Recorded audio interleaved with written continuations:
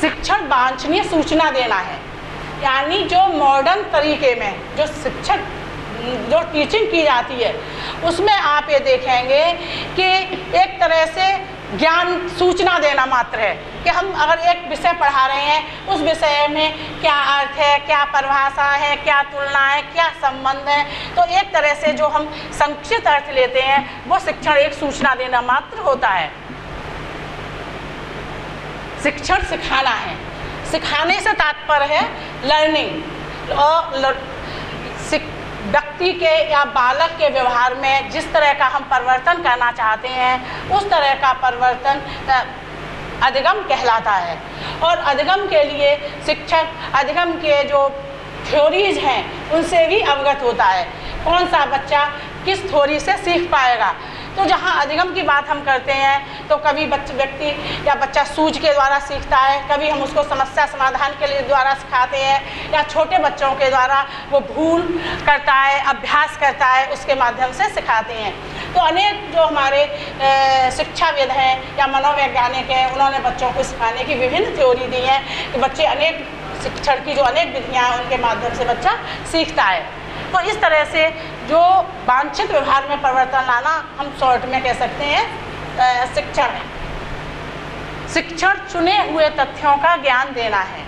कोई भी टीचर अपनी क्लास में जाता है वो अपने विषय का कि मुझे बच्चे को क्या चीज़ सिखानी है, तो उस चीज़ को वो लेके चुने हुए मुझे बच्चों को क्या सिखाना है, क्योंकि उसके पास समय सीमित होता है, उस सीमित समय में उस निर्धारित उद्देश्य को प्राप्त करता है कि मुझे आज क्या चीज़ पढ़ाने जानी है। शिक्षण सहानुभूतिपूर्ण है।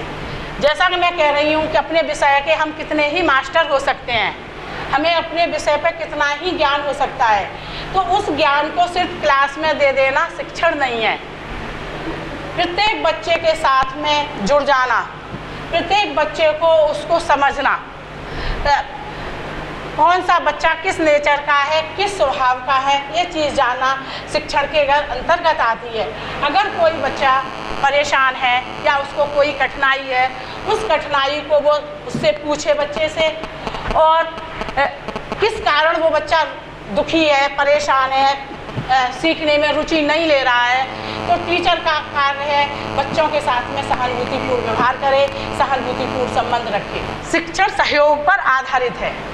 सहयोग से जैसे कहा है कि शिक्षण एकांगी प्रक्रिया नहीं है, शिक्षण त्रिमुखी प्रक्रिया है जिसमें बच्चे रुचि लें, बच्चों को भी उस प्रक्रिया में सहभागी बनाना है। तो चाहे प्रश्नों के माध्यम से, चाहे बच्चों से एक्टिविटी करा के, जिससे बच्चे जितने ज़्यादा शिक्षण में सहभागी बनेंगे, वर्तमान में बच्चों का कोऑपरेशन लेना शिक्षण में, यानी तो बच्चे जितने सहभागी बनेंगे उतना ही ज़्यादा वो सीखेंगे।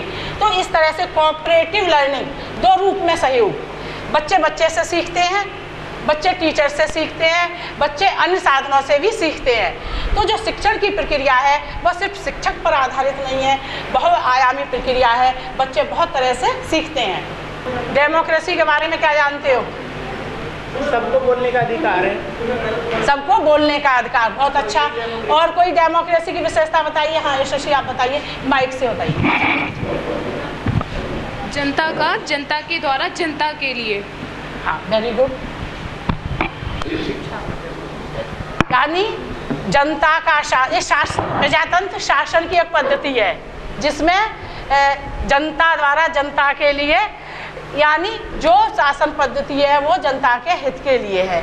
इसी तरह से जहाँ पर इस अवधारणा को हम अपने टीचिंग में लेते हैं, वहाँ पर प्रजातंत्री अवधारणा से तात्पर्य है कि जो प्रजातंत्र के मूल्य हैं, स्वतंत्रता, जैसे वीरेंद्र कह रहे हैं कि सबको बोलने का अधिकार, यानी हमारी क्लास में टीचर सब बच्चों को बोलने का अधिकार दे।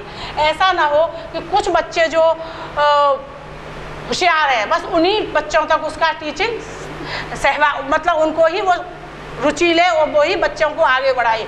जो बच्चे क्रियाशील नहीं हैं उन बच्चों को भी, लज्जाशील हैं उनको भी शिक्षण में सहभागी बनाए।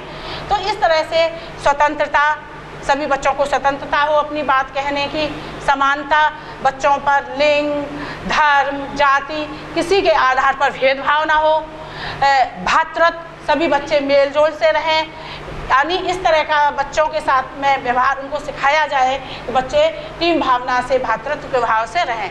तो क्लास का जो वातावरण है, बच्चे की गरिमा को महत्व दिया जाए, ये न माना जाए कि बच्चे से हम कुछ भी कह सकते हैं जो उसको चोट पहुंचाने वाला हो। तो उस तरह से भ्रातृत्व, बच्चों की गरिमा को महत्व देने का टीचर को होना चाहिए कि अब भाई बच्चा बोल रहा है, निरर्थक बोल रहा है, तो ऐसे नहीं, वो अगर उस निरर्थक भी बोल रहा है तो उसके अनुसार, बालक के अनुसार उसमें कुछ सार्थकता छिपी हुई है। तो इस तरह से जो क्लास का वातावरण है वो डेमोक्रेटिक होना चाहिए।